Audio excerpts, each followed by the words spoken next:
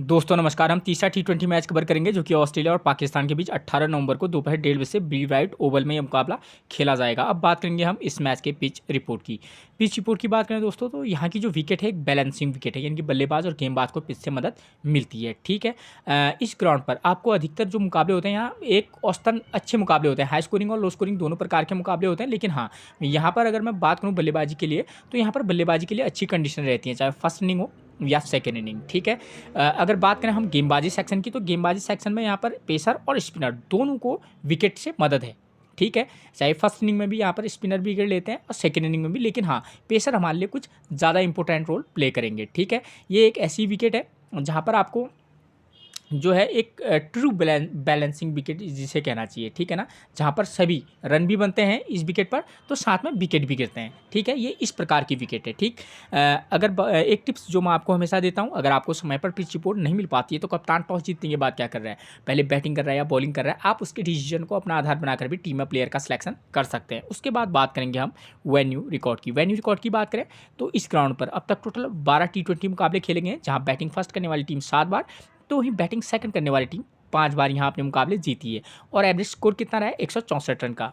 ठीक है, अगर हम इस रिकॉर्ड को देखें तो इस बात से क्लियर है कि यहाँ पर कम से कम 7 बार बैटिंग फर्स्ट करने वाली टीम और बैटिंग सेकंड करने वाली टीम के बीच में जीत का अंतर कुछ ज़्यादा नहीं है, 5 और 7 में। तो जो टीम अच्छा खेलेगी वो यहाँ पर मुकाबला जीत सकती है, चाहे वो पाकिस्तान हो या ऑस्ट्रेलिया। ठीक है, तो ये चीज़ें कंडीशन अप्लाई रहेंगी। उसके बाद स्कोरिंग पैटर्न की बात करूँ तो स्कोरिंग पैटर्न में यहाँ पर देखिए जो औसतन जो लास्ट में यहाँ मुकाबले खेले गए हैं, मैंने आपको बोला कि हाई स्कोरिंग और लो स्कोरिंग दोनों प्रकार के मुकाबले होते हैं। तो लेकिन हाँ, आप ये मान के चल सकते हैं कि 160 के अराउंड का मुकाबला होने की उम्मीद कुछ ज़्यादा है। यहाँ वैसे 180 के मुकाबले भी होते हैं, लेकिन कुछ मुकाबले ऐसे होते हैं जहाँ पर टीमें 150 के अराउंड वाले, और नहीं तो या तो 150 के अराउंड वाला होगा या 170 प्लस। ठीक है, ये दोनों प्रकार के मुकाबले यहाँ होते हैं, लेकिन अधिकतर मुकाबले अच्छे स्कोरिंग मतलब 160 170 वाले आपको देखने को मिलेंगे। ठीक है, उसके बाद बात करेंगे वेन्यू मैचेस की। तो वेन्यू मैचेस में आपको क्लियर हो जाना है कि इस ग्राउंड पर किस प्रकार के मुकाबले होते हैं। ठीक है, जो 9 फरवरी 2024 को यहाँ मुकाबला खेला गया था, ऑस्ट्रेलिया ने फर्स्ट इनिंग में बल्लेबाजी की। ये मुकाबला देखिए किस प्रकार का हुआ है, जहाँ ऑस्ट्रेलिया ने हाई स्कोरिंग मुकाबला है। ठीक है ना, तो यहाँ पर ऑस्ट्रेलिया ने फर्स्ट इनिंग में बल्लेबाजी की, 213 रन बनाए, विकेट कितने गिरे 7, और वेस्ट इंडीज़ भी 202 रन पर पहुँच गई थी और विकेट कितने गिरे 8। यानी कि टोटली कहने का मतलब है कि विकेट भी गिर रहे हैं तो रन भी बन रहे हैं। ठीक है, 202 है, ज़्यादा अंतर है नहीं, 10-12 रन से मुकाबला हारी है वेस्ट इंडीज़, यानी कि चेज भी हो सकता है। तो ठीक है, तो यहाँ पर इस प्रकार के मुकाबले होते हैं ताकि आपको ये अंदाज़ा रहे कि भाई चेज कर पा रही है नहीं कर पा रही। तो यहाँ पर ऐसा भी कह सकते हैं कि भाई चेज कर भी सकती है। ठीक है ना, तो यहाँ पर और 202 रन बना रखे हैं तो हमारे लिए इंपॉर्टेंट क्या रहेंगे, सेकंड इनिंग के बल्लेबाज भी हमारे लिए इंपॉर्टेंट रहेंगे, तो फर्स्ट इनिंग के बल्लेबाज भी हमारे लिए इंपॉर्टेंट रहेंगे। गेंदबाजी सेक्शन में देखिए पेसर 7 विकेट ले रहा है, स्पिनर 0, पेसर 4 और स्पिनर भी 4। ठीक है, तो एक ट्रू बैलेंसिंग विकेट है जहाँ पर आपको हर प्रकार का कॉम्बिनेशन अपनी टीम में बनाकर चलना होगा। उसके बाद अभी मैं टीम बनाऊंगा कि भाई किस प्रकार की टीम हम बनाकर चल सकते हैं, या इस रिकॉर्ड के बेस पर आपको क्या लगता है कि भाई किस प्रकार का मुकाबला हो सकता है। ये तो 213 रन का मुकाबला हो सकता है, लेकिन जो कल मुकाबला हो, जो मुकाबला खेला जाएगा वो हो सकता है कि 180 वाला मुकाबला हो। तो हर प्रकार से हमको थोड़ा सा बहुत चेंजेस करके अपने को समझाना पड़ता है कि हाँ ये प्रकार के मुकाबले हो सकते हैं। ठीक है ना, वैसे भी मुकाबले हाई स्कोरिंग और लो स्कोरिंग के अलावा कौन सा मुकाबला होता है। ठीक है ना, उसके बाद दूसरा जो मुकाबला है ये एक थोड़ा सा लो स्कोरिंग मुकाबला है। ठीक है, जो 24 अक्टूबर 2022 को खेला गया था। ठीक है ना, तो इस वाले मुकाबले में देखिए बांग्लादेश ने फर्स्ट इनिंग में बल्लेबाजी की, 144 रन बनाए, विकेट कितने गिरे 8, और नीदरलैंड भी 135 रन पर ऑल टीम बशर्ते आउट हो गई थी, लेकिन पहुंच गई थी और 8-9 रन से ही मुकाबला जीती यहाँ पर बांग्लादेश। ठीक है, तो ये चीज़ें हैं, तो यहाँ पर दोनों प्रकार के मुकाबले होते हैं, तो आप इस बात को ध्यान में रखकर चलिएगा। ठीक है ना, और लो स्कोरिंग वाले मुकाबले में देखिए 1 और 5 नंबर का प्लेयर स्कोर करा है, पेसर 6 विकेट, स्पिनर को 2 विकेट, तो ऑल टीम सेकेंड इनिंग में चेज नहीं कर पाई, और मिडिल ऑर्डर का प्लेयर स्कोर कर रहा है, पावर प्ले में 4 विकेट, पेसर 7, तो स्पिनर को 1 विकेट मिल रहा है। ठीक है ना, तो ये चीज़ें आपकी क्लियर होगी, इसलिए मैं आपको बताता हूँ कि भाई किस प्रकार से टीम को सेट करके चलना पड़ता है, संभावनाएं क्या हैं, दोनों टीमों के प्लेयरों की फॉर्म क्या चल रही है, उनके ओपनर बल्लेबाज और ओपनर बैट्समैन किस फॉर्म में है, अपोजिशन के बॉलर किस फॉर्म में है, मिडिल ऑर्डर के प्लेयर किस फॉर्म में है। ठीक है, जैसे ऑस्ट्रेलिया हो या पाकिस्तान हो, उनके दोनों की साइड के बल्लेबाजों की फॉर्म कोई खास नहीं चल रही है, लेकिन दोनों तरफ के जो बॉलर हैं उनकी फॉर्म अच्छी है। ठीक है। तो इन चीज़ों को भी ध्यान में रखकर आपको टीम में प्लेयर का सिलेक्शन करना पड़ता है, ठीक हो गया। तो इस वाले मैच को आधार मानकर अगर हम टीम बनाएं जो कि एक हाई स्कोरिंग है, हम ये मान के चलेंगे कि 180 के राउंड वाला मुकाबला होगा, तो उसके बेस पर हम किस प्रकार की टीम बनाकर चल सकते हैं, क्योंकि हमको पता है भाई फर्स्ट इनिंग में हो या सेकंड इनिंग में हो, बल्लेबाजी के लिए अच्छी कंडीशन है तो हमको और ठीक, लेकिन कंडीशन अच्छी है, लेकिन बैट्समैन तो दोनों टीमों के अच्छी फॉर्म में नहीं है, जबकि दोनों टीमों के गेंदबाज अच्छी फॉर्म में है, ठीक है। तो हम उसके अकॉर्डिंग ही टीम में प्लेयर का सिलेक्शन करेंगे। तो दो कंडीशन होंगी, या तो ऑस्ट्रेलिया बैटिंग फर्स्ट करेगी या पाकिस्तान। तो हम पहली कंडीशन को पकड़ के चलते हैं कि अगर ऑस्ट्रेलिया बैटिंग फर्स्ट करेगी तो तब हम क्या किस प्रकार की टीम बनाकर चलते हैं। तो ऑस्ट्रेलिया की तरफ से नंबर 1 पर आते हैं मैथ्यू शॉट, नंबर 2 पर आते हैं जैक फ्रेशर, नंबर 3 पर आते हैं जॉश इंग्लिश। तो तीनों प्लेयरों की फॉर्म की बात करूं तो मैथ्यू शॉट तो एक ठीक टच में निश्चित तौर पर है, अच्छी फॉर्म तो नहीं कहेंगे, ठीक टच में है, लेकिन जैक फ्रेशर और जॉश इंग्लिश ये दोनों की फॉर्म कोई खास नहीं चल रही है। तो अगर हम फॉर्म के बेस पर चलेंगे तो मैथ्यू शॉट को आप पिक कर सकते हैं इन तीनों में। उसके बाद नंबर 4 पर आपको मिलेंगे कौन, ग्लेन मैक्सवेल, नंबर 5 पर स्टोइनिस और नंबर 6 पर आते हैं टिम डेविड। अगर फॉर्म की बात करूं तो इन तीनों प्लेयरों की भी, जॉश इंग्लिश हो सॉरी ग्लेन मैक्सवेल, स्टोइनिस और टिम डेविड, तीनों की फॉर्म भी कोई खास नहीं चल रही है, ठीक है। लेकिन अगर रिस्क लेना होगा तो आप ग्लेन मैक्सवेल पर ले सकते हैं, ठीक है। तो अगर मैं टॉप 6 में ऑस्ट्रेलिया के 2 प्लेयरों को अगर देखूं उनके थोड़े बहुत फॉर्म के बेस पर, तो मैथ्यू शॉट और ग्लेन मैक्सवेल 2 प्लेयर हमारे लिए इंपॉर्टेंट हो सकते हैं, ठीक है। लेकिन अब 2 प्लेयरों को हम पिक करके तो नहीं चल सकते, क्योंकि यहाँ पर बल्लेबाजी के लिए अच्छी कंडीशन है। तो इस वाले मैच में अगर आप चाहें तो जैक फ्रेशर और स्टोइनिस, ठीक है, और किसी मैच में जॉश इंग्लिश, इन तीनों प्लेयरों को रोटेट करके या इन तीनों में से खासतौर पर जॉश इंग्लिश और स्टोइनिस पर आप फोकस करके चल सकते हैं, ठीक है ना। और किसी मैच में तो आपको एम शॉट को भी ड्रॉप करना होगा, ग्लेन मैक्सवेल को भी, ठीक है। तो उस तरीके से आप अलग अलग टीम में अलग अलग कॉम्बिनेशन उतारना, ठीक है। अब ऑस्ट्रेलिया ने फर्स्ट इनिंग में बैटिंग की है तो यही बॉलिंग भी कराएगी सेकेंड इनिंग में, और सेकेंड इनिंग में जो है टीम चेज कर भी सकती है और नहीं भी, दोनों संभावनाएं हैं। तो और सेकंड इनिंग में हमको होता है पेसर 4 विकेट, स्पिनर को 4 विकेट मिल रहा है। तो एडम जंपा तो निश्चित तौर पर जैसी उनकी फॉर्म है की प्लेयर रहेंगे, और साथ में जेवियर बार्लेट और स्पेसर जॉनसन या नाथन एलिस में से किसी एक को आप पिक करके चल सकते हैं, ठीक हो गया। अब दूसरी कंडीशन आती है, पाकिस्तान अगर फर्स्ट इनिंग में बल्लेबाजी करेगी तो उनकी तरफ से ओपनर आते हैं मोहम्मद रिजवान, बाबर आजम और एस फरहान नंबर 3 पर आते हैं। तीनों प्लेयरों की फॉर्म की बात करूं तो तीनों की फॉर्म बेकार चल रही है, ठीक है। फिर भी अगर थोड़ा बहुत अपॉर्चुनिटी वाली बात करूंगा तो मैं रिजवान के साथ जा सकता हूं, सिर्फ इसलिए क्योंकि विकेट कीपिंग कर लेंगे और 10-15 रन बनाए तो एक उपयोगी प्लेयर साबित हो सकते हैं। ना तो आजम की फॉर्म अच्छी है ना फरहान की। तो अगर फिर भी आपको इन तीनों में से किसी एक को पिक करना होगा तो आप कर सकते हैं, ठीक है। उसके बाद नंबर 4 पर आते हैं पाकिस्तान की तरफ से कौन, उस्मान खान, नंबर 5 पर आते हैं आगा सलमान और नंबर 6 पर आते हैं इरफान खान। तो इन तीनों में से उस्मान खान और इरफान खान, इन 2 प्लेयरों के साथ आप जा सकते हैं। अगर आप लेना चाहेंगे तो उस्मान खान ठीक टच में है और इरफान खान भी अच्छी फॉर्म में है। तो इन दोनों प्लेयरों के बारे में आप सोच सकते हैं, जिसमें उस्मान खान और इरफान खान निश्चित तौर पर रह सकते हैं, ठीक है। तो ऊपर से आप चाहे रिजवान और बाबर आजम में से एक लें, उस्मान खान और इरफान खान के साथ भी आप किसी मैच में ट्राई करके चल सकते हैं, ठीक हो गया।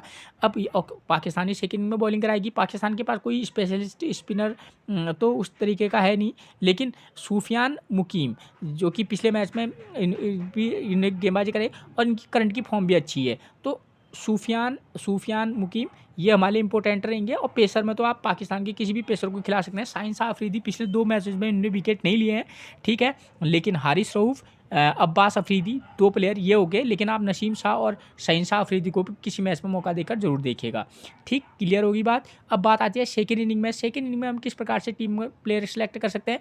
हमको पता है भाई सेकेंड इनिंग में भी बल्लेबाजी के लिए अच्छी कंडीशन है, लेकिन विकेट तो दोनों इनिंग में गिर रहे हैं, ये बात तो क्लियर है, चाहे कुछ ही हो जाए।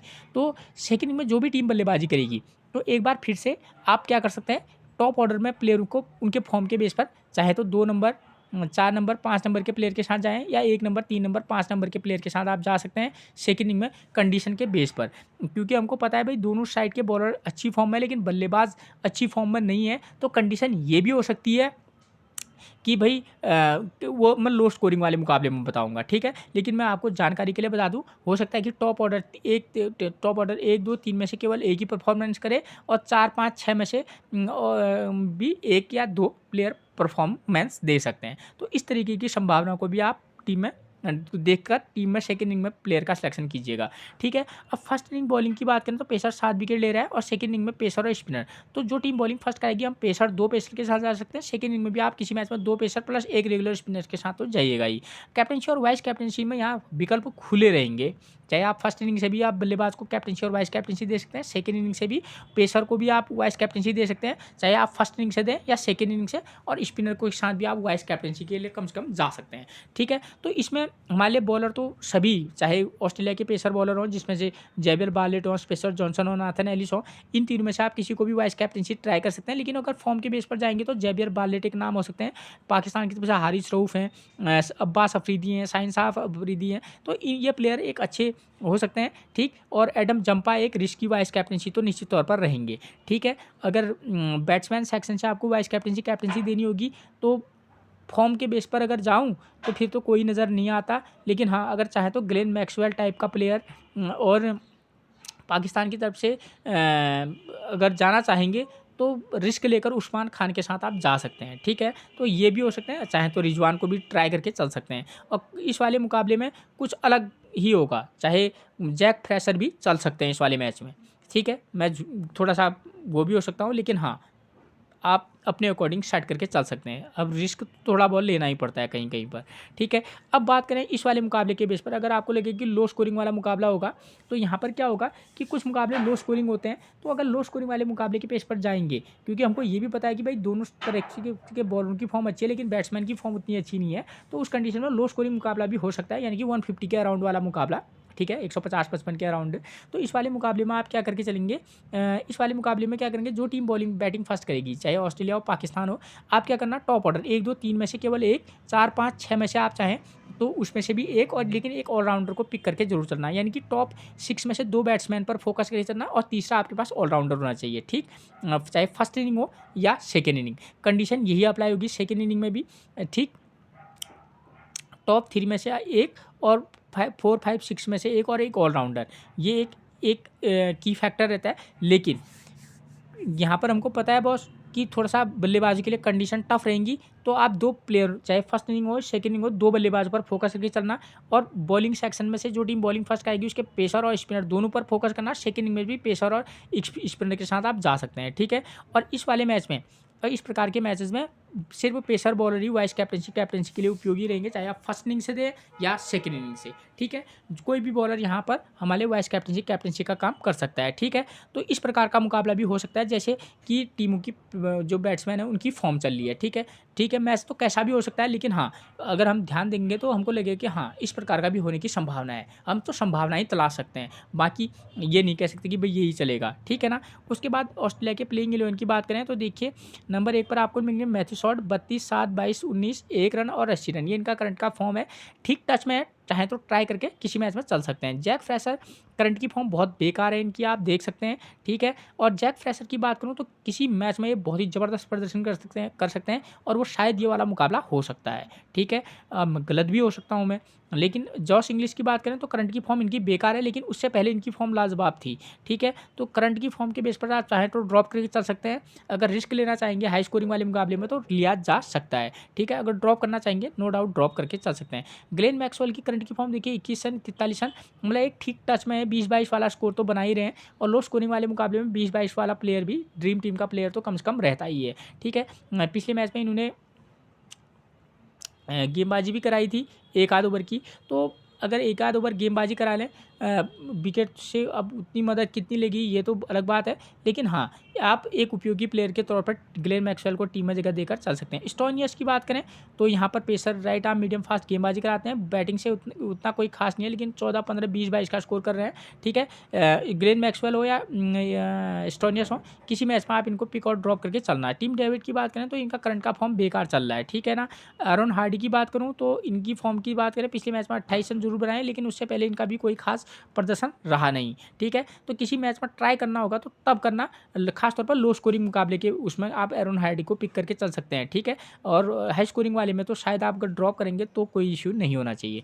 एडम जंपा करंट की फॉर्म लाजवाब है, पीछे स्पिनर को मदद है, आप ट्राई करके चल सकते हैं। उसके बाद नंबर 9 पर मिलेंगे स्पेसर जॉनसन, पिछले मैच में 5 विकेट, उससे पहले 1 विकेट, उससे पहले 4-0-0, ये इनका करंट का फॉर्म है। पेसर को पीछे मदद है, एक की प्लेयर का काम कर सकते हैं। Nathan Ellis 0 wicket 3 wicket 0-0-1-3, up और डाउन वाला मामला है, पिच से पेसर को मदद है, तो पिछले मैच में भले ही 0 विकेट ले लिया हूँ, लेकिन किसी मैच में आप ट्राई करके चल सकते हैं। क्यों? क्योंकि एक ही रीज़न है यहाँ पर, पेसर को पिच से मदद है। उसके बाद जेबियल बार्लेट करंट की फॉर्म लाजवाब है, वाइस कैप्टनसी की एक चॉइस रह सकता है। उसके बाद पाकिस्तान की तरफ से नंबर 1 पर मिलेंगे आपको मोहम्मद रिजवान। करंट की फॉर्म कोई खास नहीं है, लेकिन हाँ विकेट कीपर सेक्शन में रहते हैं और विकेट कीपिंग करेंगे, साथ में 18-20 रन का स्कोर कर दें और एक आध कैच या कुछ कर लें, तो एक ड्रीम टीम के प्लेयर तो निश्चित तौर पर रह सकते हैं। ठीक है, आप ये और जब बल्लेबाजी वाली कंडीशन में तो ज़बरदस्त रहेंगे। बाबर आजम की बात करें, 3 रन 28-15, ये इनका करंट का फॉर्म है। ये कब प्रदर्शन कर दें ये तो, लेकिन प्लेयर तो अच्छे हैं, लेकिन करंट की फॉर्म इनकी बेकार चल रही है। लेकिन रिस्क लेकर हाई स्कोरिंग वाले मुकाबले में चाहे बाबर आजम हो या रिजवान हो, थोड़ा फोकस करके जरूर चलिएगा। नंबर 3 पर आपको मिलेंगे शाहिजादा फरहान। तो करंट की फॉर्म इंटरनेशनल में तो इनका कोई खास रहा नहीं है। ठीक है, उस्मान खान की बात करूँ, पिछले मैच में 52, उससे पहले 4, 93, 29, करंट का फॉर्म लाजवाब है, तो उस्मान खान पर रिस्क लेकर इनको टीम में जगह दी जा सकती है। उसके बाद अगर सलमान की बात करें तो इनकी करंट की फॉर्म तो कब से ही खत्म हो रही है।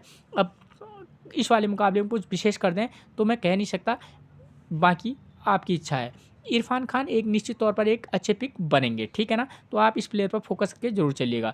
उसके बाद सूफियान मुकीम, इस प्लेयर पर भी आप निश्चित तौर पर फोकस करके चलना। पिछले मैच में 2 विकेट, 1 विकेट, 2 विकेट, तो ये इनका करंट का फॉर्म लाजवाब है। सूफियान मुकीम एक की प्लेयर रहेंगे। शाहीन शाह अफरीदी पिछले 2 मैचेस में 0-0 विकेट, उससे पहले लेकिन लाजवाब फॉर्म में थे। शाहीन शाह अफरीदी पिक भी करना तो ड्रॉप करके भी चलना, ठीक है ना, क्योंकि शाहीन शाह अफरीदी एक अच्छे गेंदबाज हैं। अब प्लेयर है, कभी मैच में फॉर्म तो ऊपर नीचे रहती है। Naseem Shah 0 wicket, 1 wicket, 3 wicket, 1 wicket, 1 wicket, 2 wicket, ये इनका फॉर्म है। नसीम शाह का एक ऐसा सीन है जो मैंने काफ़ी लंबे समय से ऑब्जर्व कर रहा हूँ, ये 1-2 विकेट लगभग 10 में से 8 मैचेस में तो आपको ले जाते हुए नजर आएंगे। ठीक, हारिस रऊफ की करंट की फॉर्म लाजवाब है, वाइस कैप्टनसी दे सकते हैं इनकी करंट की फॉर्म के बेस पर। अब्बास अफरीदी की करंट की फॉर्म ज़बरदस्त है, वाइस कैप्टनसी के भी एक चॉइस बन सकते हैं। ये थी मैच से रिलेटेड वो जानकारी जिसके बेस पर आप एक बेहतरीन टीम बनाकर चल सकते हैं। फिर मिलेंगे हम आपसे एक और प्रेडिक्शन के साथ, तब तक के लिए आप सभी को मेरा प्रणाम दोस्तों।